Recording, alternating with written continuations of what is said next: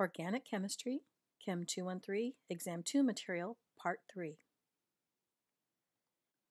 Reactions of alcohols. There are two general classes of reactions, one where we remove only the hydrogen and one where we remove the whole OH. Dehydrations of alcohols to yield alkenes. The general reaction is forming an alkene from an alcohol through the loss of an OH and an H, hence dehydration. The focus here is the carbon with the OH on it must have adjacent to it a carbon with an available hydrogen to leave. In this general structure, I'm only showing you a carbon to the left of it. Keep in mind that we also can have two more R groups on here, so we can get multiple dehydration products. The reaction conditions: acidic conditions, ether, and 25 degrees is fine for this reaction. We're giving off water, hence dehydration. Alcohol reactivity order: tertiary alcohols are readily dehydrated with acid. It's an E1 mechanism with a carbocation formed. Secondary alcohols require severe conditions: 75% sulfuric acid, a different temperature, 100 degrees, and a lot of sensitive molecules don't survive. And it tends to go more through an E2 mechanism as opposed to an E1. Primary alcohols require very harsh conditions. It's impractical, and again, we tend to decompose the compound before we can get the alkene product. The number of elimination products depends on the starting alcohol. Look for H's on adjacent carbons and for different R groups. We can get either 0 to 3 products from a starting alcohol. To start this off, what I like to do is I like to classify it as a primary, secondary, or tertiary alcohol. Count how many R groups we have. So this carbon with the OH on it has 3 R groups, 1, 2, 3. So it's a tertiary alcohol. So at this point, I can have up to 3 products. But let's wait a minute. There's 2 other things we have to look at. Are any of my R groups the same as each other? Because if the R group is the same, then you get the same product, and we only count that as 1 dehydration product. So we have 2 carbons on this side, 3 with the attachment on carbon 2, 3 with the attachment on carbon 1. So I have 3 different R groups. That means I still have 3 products possible. I haven't reduced that yet. But the last thing I need to look for: does the adjacent carbon have an available hydrogen? Let's take a look at the top one here. This does have an available hydrogen, so yes, we'll have a dehydration product going between these 2 carbons. This adjacent carbon, yes, it does have a hydrogen. In fact, it has 2. It only needs 1. So I will have another product where the double bond's going to be between these 2 carbons. And on this one, yes, it does have an available hydrogen, so I'll have a carbon-carbon double bond between these. I'm going to get 3 possible alkene products from this reactant. Looking at my second example here, this carbon with the OH has 1, 2, 3 R groups. Are any of them the same? Yes, these 2 are the same as each other. So instead of me having 3 possible products so far, I can only have 2, because this one and this one, when the R groups are the same, will give me the same dehydration product. So I've now have only the possibility of 2. I've reduced it already. But again, we have to look for the adjacent hydrogens. Does this carbon right here, we'll use this one to represent both of this, does this carbon here have an available hydrogen? The answer is no. Now it's got a carbon next to it that does, but this carbon right here does not have an adjacent hydrogen, one that's attached directly to it.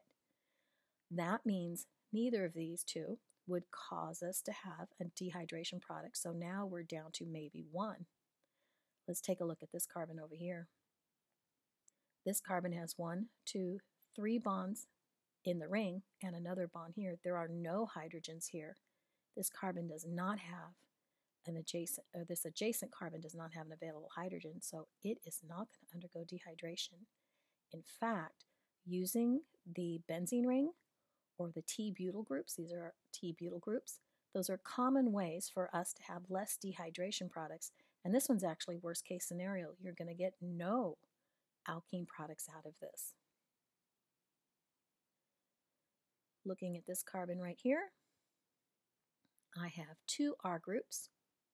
So that means I'm starting off with 2 possible dehydration products.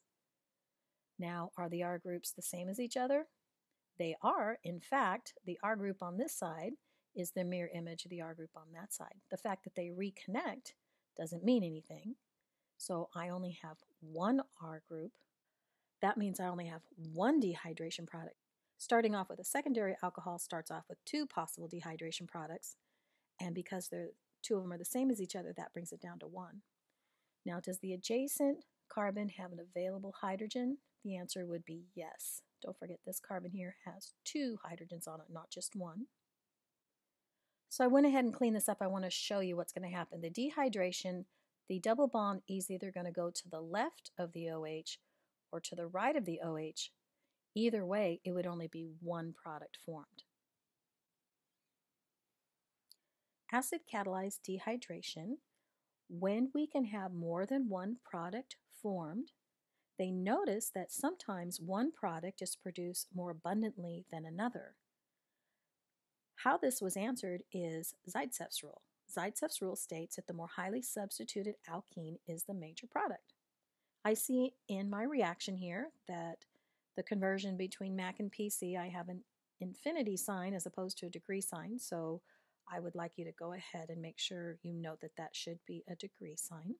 So let's take a look at the carbon involved in this dehydration, the one that has the OH. Note that it is a tertiary alcohol, so we start off with three possible products. We reduce that to two because two of the R groups are the same as each other. So in this reaction, my carbon-carbon double bond is going to go as written to the left of this carbon, and a second product will be to the right. So I have this where it's written to the right and this to the left.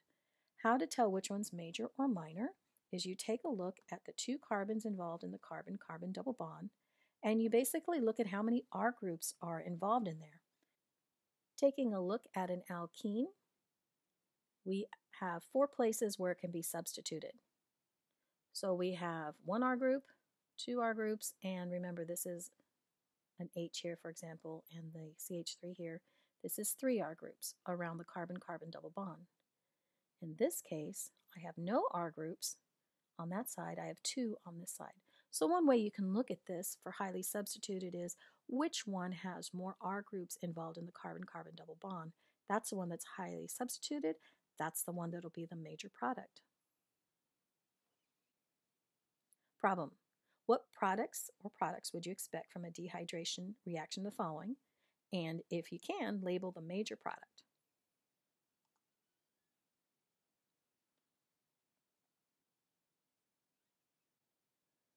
On our starting alcohol here, I have a tertiary alcohol. Are any of the R groups the same? Yes, we have the same on the left and right as this carbon is written.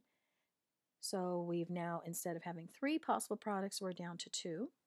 Does the carbon here have an available hydrogen? Yes. And does this carbon here have an available hydrogen? Yes.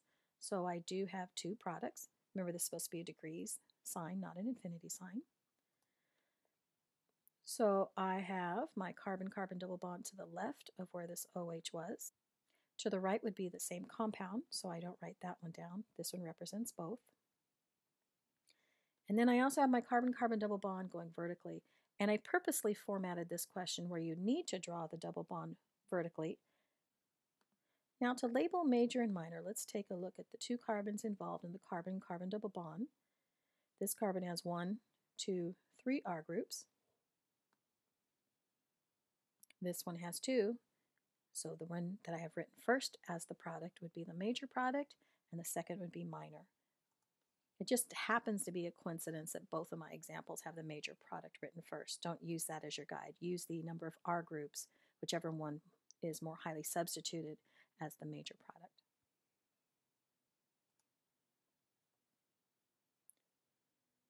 (2-methyl-3-hexanol).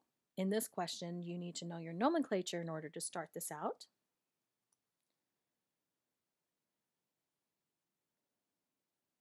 Okay, in this reaction, I have a secondary alcohol. The two R groups are different from each other, and the adjacent carbon does have an available hydrogen on the left, also on the right, so I will get two products. So yes, I can label the major and minor product. Go ahead and pause the video, write out your answers. Go ahead and also label major and minor, and we'll come back and see how you did. So I have my carbon-carbon double bond to the left of the original carbon that had the alcohol on it and to the right. Taking a look at substitution, this one has 1, 2, 3 R groups. This one has 1, 2. So the first one would be my major product, the second one my minor product. 2,3,3 trimethyl 2-butanol. Go ahead and write out this reaction and come back and check your work. This starting alcohol is a tertiary alcohol. So we're starting off with the possibility of 3 products. 2 of the R groups are the same as each other, so that means I've reduced it, so I have a possibility of just 2 products. Does the carbon on the left have an available hydrogen? Yes. Does the one on the right have an available hydrogen? No, it doesn't. So I only get 1 product out of this. The only product that's formed is this one. It's because this carbon to the right-hand side did not have an available hydrogen. So you wouldn't label major or minor in this case. If they ask you the question, which is the major product, you would say only product. Another dehydration can happen with phosphorus oxychloride in an amine solvent at 0 degrees, so this is very low temperature, and it goes in E2 intermediate. The same circumstances is true. The adjacent carbon must have an available hydrogen for this reaction to happen, and you can also have multiple products as we saw before. In this example, here we have my carbon right here that has the OH on it. I have 1, 2, 3 R groups. 2 of the R groups are the same as each other, so I'd only get 2. I only have the possibility of 2 possible products. This carbon does have an available hydrogen, and this one does too. So the reaction is going to give us a carbon-carbon double bond here, and normally you wouldn't write this hydrogen here. That was just on there for illustrative purposes, so normally you wouldn't put that hydrogen on there. I went ahead and put it on there so you realize there's only 1 hydrogen there, but you don't have to write it on a ring structure. And then the other product has a carbon-carbon double bond coming out of the ring.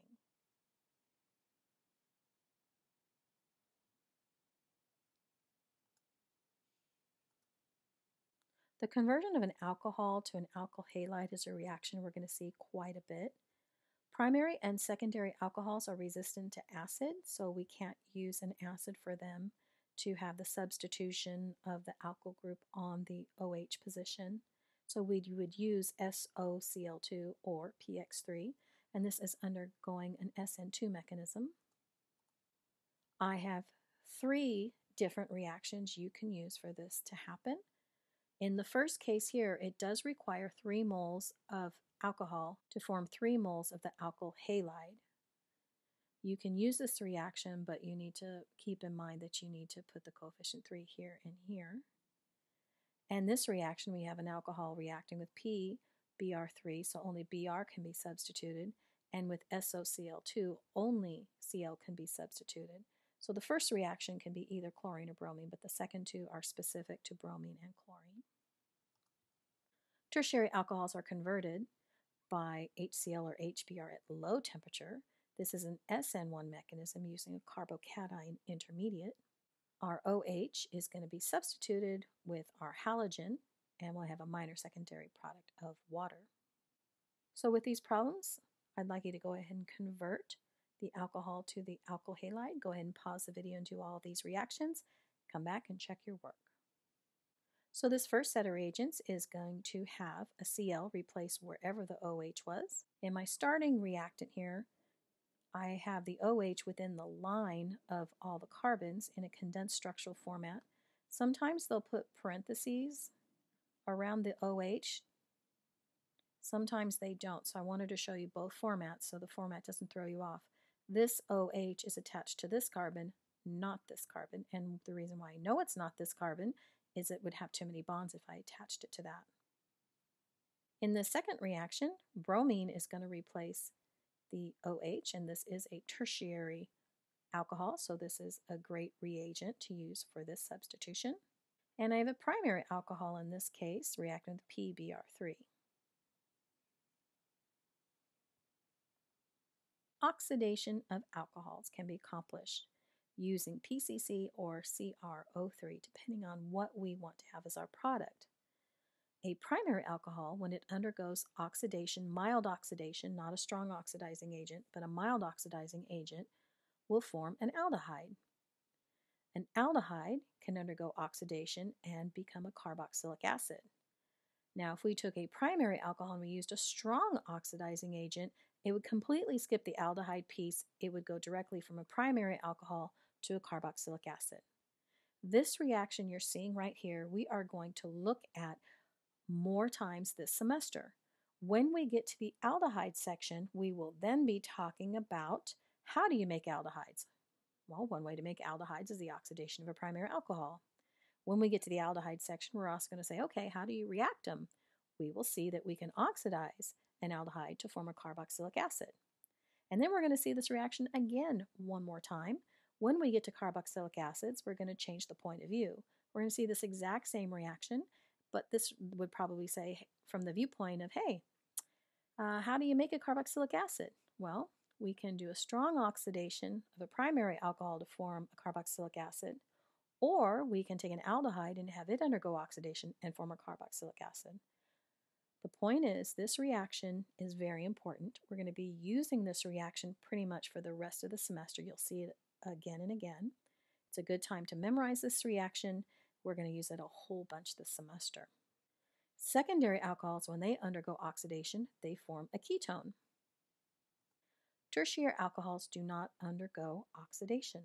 So let's take a look at primary, secondary, and tertiary. Taking a look at our primary, secondary, and tertiary alcohol, in this case of oxidation, the carbon that has the OH, that same carbon must have an available hydrogen.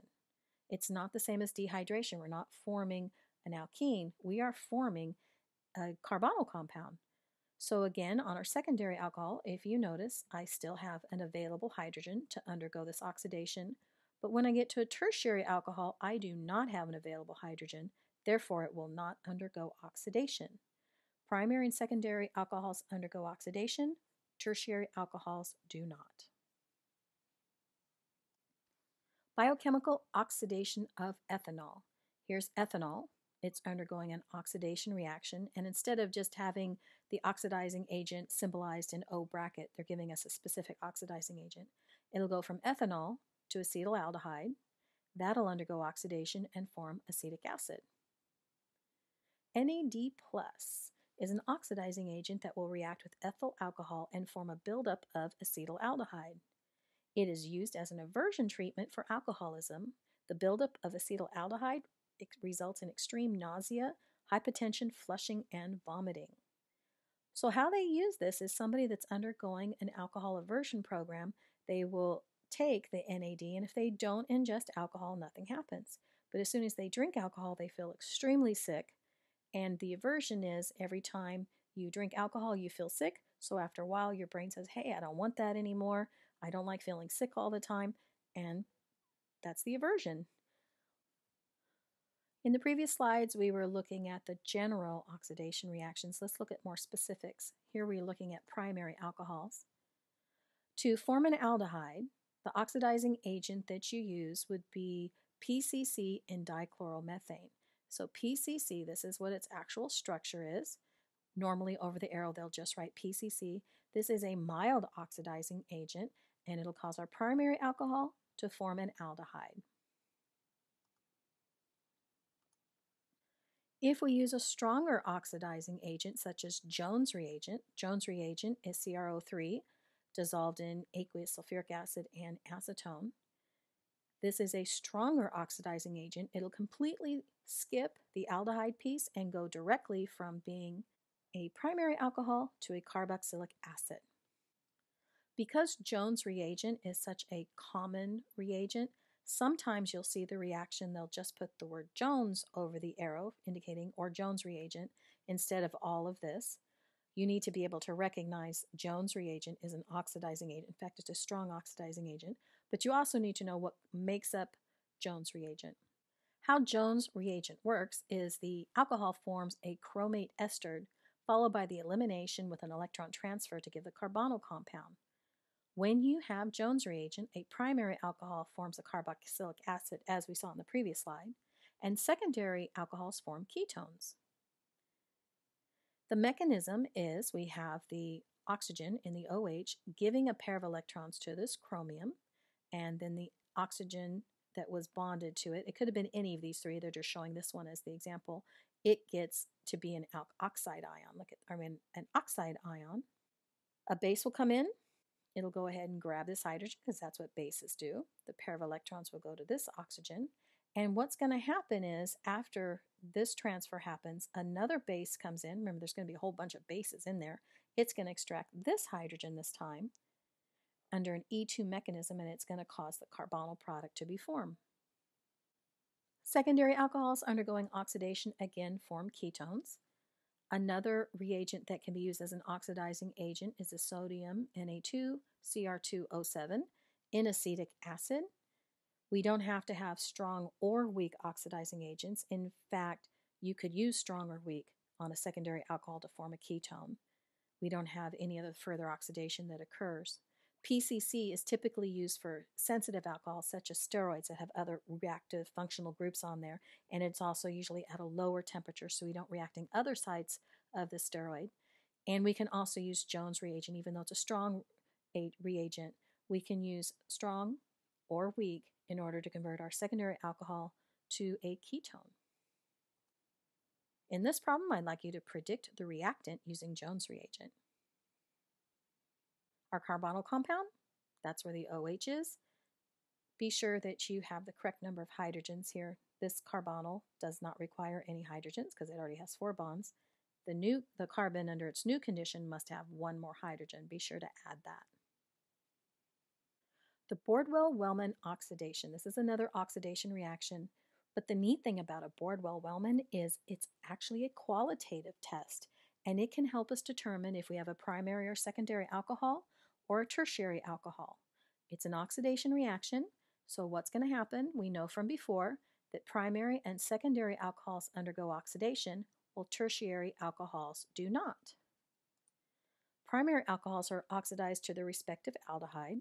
Secondary alcohols are oxidized to their respective ketone. So what they are telling me in here, what they didn't realize they were telling me, is Bordwell-Wellman is a mild oxidizing agent. Otherwise, it would have gone to the carboxylic acid. Tertiary alcohols don't react. This is a qualitative test. What happens is our beginning reactant is orange, and if a reaction occurs, it converts to chromium that's green. So we're going to start off with an orange color. If it is either primary or secondary, it'll undergo oxidation and it's going to change color. The chromium's going to change charges, it's going to change oxidation, and its color is going to change. So it's a visual. So this is a qualitative test for that.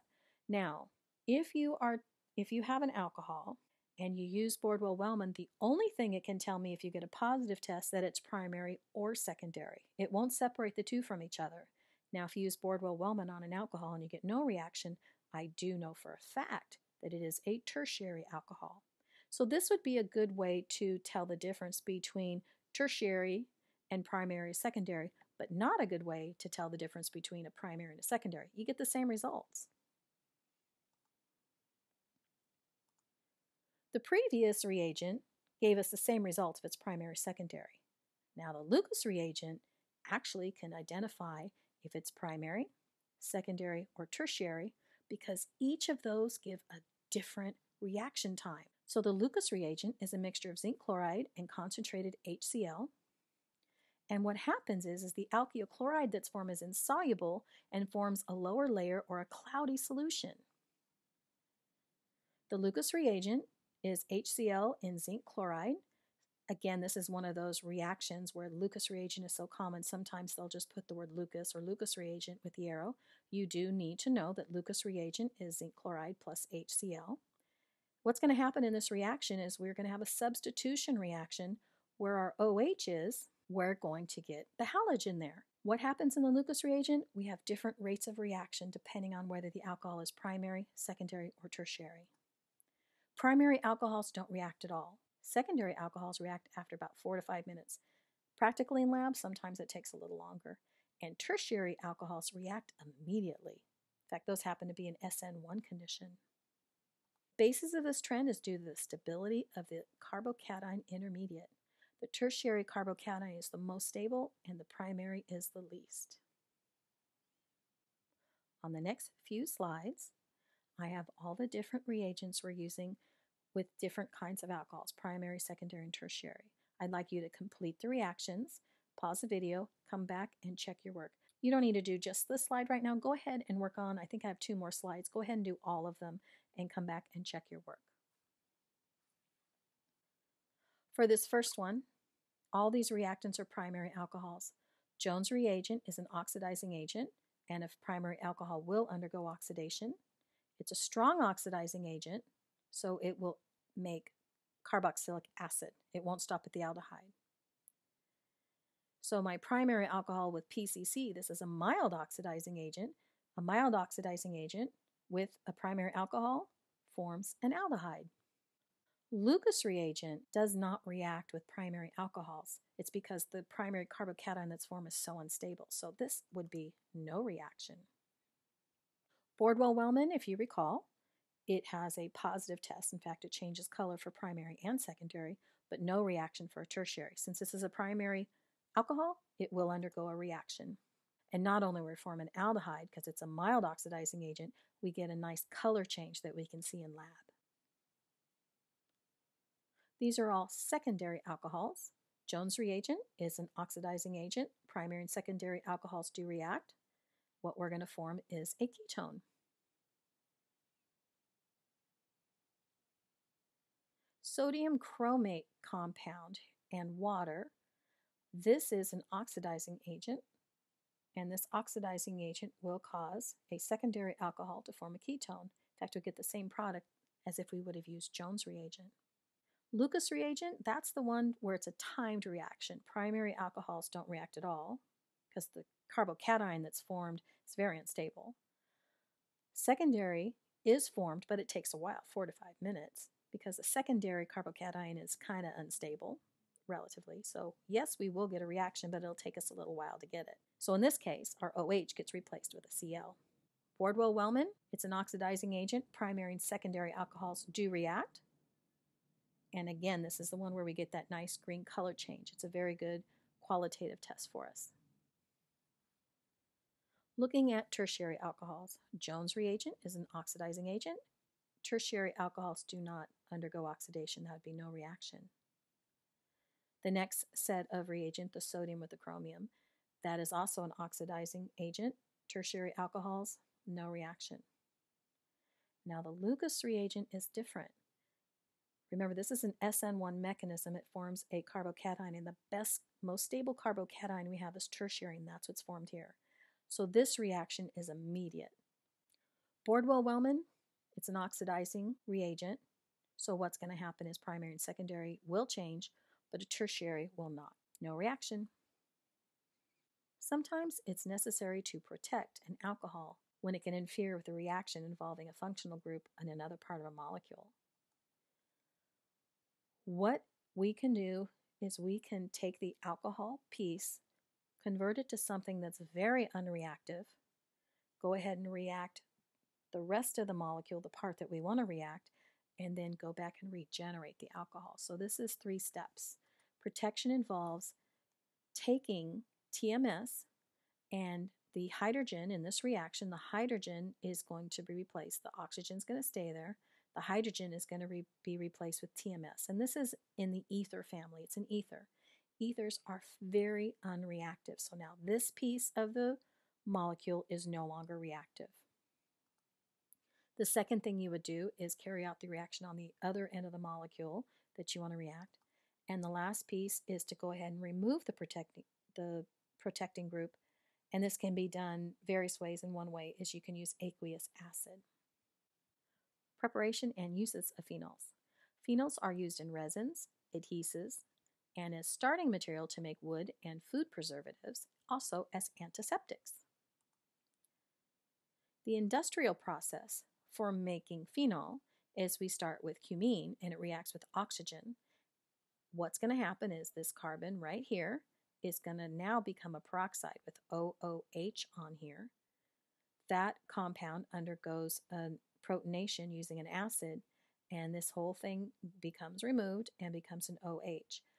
Not only do we make phenol, but we also make acetone, which is also a good product to sell. We use that in lab quite a bit.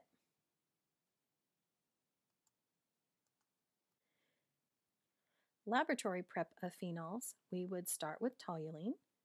It would undergo a sulfonation reaction. After we have the SO3H, we would go ahead and use sodium hydroxide 300 degrees. The next step would be the protonation, and we would convert this SO3H to the OH group. This reaction is limited to the preparation of alkyl substituted phenols. Oxidation of phenols to make quinones. Strong oxidizing agent can yield a quinone. Fermi salt gives reasonable yields under mild conditions. So this is known as Fermi salt here. The OH is on a benzene ring with alternating double bonds, but I went ahead and showed it with the aromatic ring. The oxygen that was here is going to become a carbonyl. Notice I no longer have an aromatic system here. So I have a carbon-carbon double bond on each side. And the opposite side of this, we get a second carbonyl compound. This is known as a quinone. When we have a quinone, it can undergo a further reaction, and we can use a tin chloride in water to change both of these carbonyl groups to OH groups and go back to the aromatic ring. Fermi salt in the reverse direction will bring us back to the quinone. This reaction of quinones is something I've seen a lot on standardized tests. They like showing this reaction quite a bit. Be sure you're familiar with this. This is a reaction that does come up again. Looking at the spectroscopy of alcohols and phenols, both alcohols and phenols will give us a stretch in the 33 to 36 region. Right down here, we'll definitely see that. But additionally, in alcohols, we'll also see a stretch near 1500. When you know you have an alcohol, you need to not only label this section here on the spectrum, but you also want to now label this CO stretch at about 1500. When we have a phenol, we still get the OH stretch in this region that we're used to seeing, 3300 to 3600. But what's going to happen, because it's a benzene ring, we're actually going to have some aromatic bands happening between 15 and 16, and that's what's being shown right here. If you have a phenol, you are to mark both this section as the OH and then the benzene section right here. Be sure to label both pieces. NMR. Carbon NMR, the OH group tends to absorb in the 50 to 80 range. In proton NMR, the OH group absorbs in the 3.5 to 4.5 range. This is the same range as the vinyl group. So you couldn't just say if you have a reading in 3.5 to 4.5, you can't say, oh, I know I have an OH, because it could also be a vinyl. When phenol is into play, don't forget, because it's a benzene ring, we still will have some readings in the 7 to 8 region because of the benzene ring. And then again, we will have the OH, and because it's attached to a benzene ring, it can be shifted pretty far downfield. We're talking about 3 to 8 at that point. Taking a look at this spectrum, this is a proton NMR. We have 1, 2, 3, 4 different hydrogens. And on the readings here, we have 1, 2, 3. This black one here is a reading. I know it looks similar to the line on the graph here, but it's actually a reading here, and there's 4. So 1, 2, 3, 4. What they've done, there's a few things they've done on this spectroscopy, is they have this signal here being split up that you can see that it's actually a triplet. This signal here is split to 1, 2, 3, 4, 5, 6. I know that it's 6 because the splitting pattern is Pascal's triangle. So if you have these two the same size, you know we're going to have some symmetry as you come down. This one is a singlet, so they're not going to show it to it separately. That's a singlet. And then we have a triplet here. When we have our signal split into, in this case, a triplet, in this case into 6, in this case into 3, the way the signal is broken up into tells us how many hydrogens it's next to. So this signal right here, because it is split into 3, that's telling us that the hydrogens that's causing this reading right here would be next to 2 other carbon that has 2 other hydrogen. Another thing I'd like to point out on this NMR is the integration lines. So as we see here, we have a black line that goes up, over, and back up. Where it goes up, where it's vertical, that's where there's a signal for a hydrogen. So we have a signal here, and another signal here, and that's why I know this black line here is not part of the graph paper behind it, but part of a signal. And then we have another integration line that goes up here and also up here. What we get from the integration line is the relative number of hydrogens towards each other. So one way you can use this is you can go ahead and measure them. So let's take a look at this one. We're going to go ahead and take advantage of the lines behind it to look at the integration line. And this line here is about one line between here and here. This one is closer to 2. This one is close to 2, and this one is close to 3. So in this case, we look at the smallest one versus this one. If you take and actually measure this, you'd see this is about 1/3 of the length of this. That tells me that this signal here has a 1 hydrogen ratio to a 3 hydrogen ratio here. This carbon here, this reading here, would have 3 hydrogens. This one is about 2/3 of this one, so this would have 2 hydrogens, and we would also have 2 hydrogens here. So let's take a look at the signal. The one in black here, this hydrogen is our hydrogen on our alcohol group. It's not the one furthest downfield. In this case, it's my singlet right here. You will always get a singlet with that hydrogen because it's next to none. We have in pink here these 2 hydrogens right here cause this signal, and because the signal is broken into 3 peaks, that means it's next to 2. So let's take a look at this. This carbon with its 2 hydrogens, remember that's the signal pulled furthest downfield, it is next door to only 2 hydrogens. Remember, it doesn't count the hydroxyl hydrogen here. Let's take a look at the green one. We know, based on the integration lines, that it's probably 2 hydrogens, which we do have going on here. The signal is broken into 6 pieces, meaning it's next to 5 hydrogens. This carbon with these 2 hydrogens, it is next to a carbon with 3 hydrogens and also 2 hydrogens. That's a total of 5. So the signal that we have in green here comes from these 2 hydrogens. And the last signal over here that's closest to 1, this has 3 hydrogens when we look at the relative intensities of our integration line. It's also split into 3 peaks. It's a triplet, meaning it's next to 2 hydrogens. This carbon on the end here, those are the 3 hydrogens that are making the signal, and yes, it's next to 2. Alcohols in mass spectrometry. Alcohols undergo alpha cleavage. What's going to happen is the carbon with the OH on it, we're going to break right here. The carbon is going to fragment between this carbon and this carbon. This is only showing you one example. Remember, there could be up to 2 other R groups for 3 total.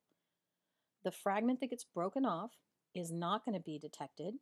It doesn't have a charge. Remember, the only fragments that get detected are those that are charged. So you would see a peak with this loss here, but you would also see a fragment loss, the difference between 2 peaks of whatever molar mass this is. During the mass spectrometry process, again, where they're being bombarded, alcohols also undergo a dehydration. We saw the dehydration reaction earlier when the carbon that has the OH on it has next to it an adjacent carbon that has an available hydrogen.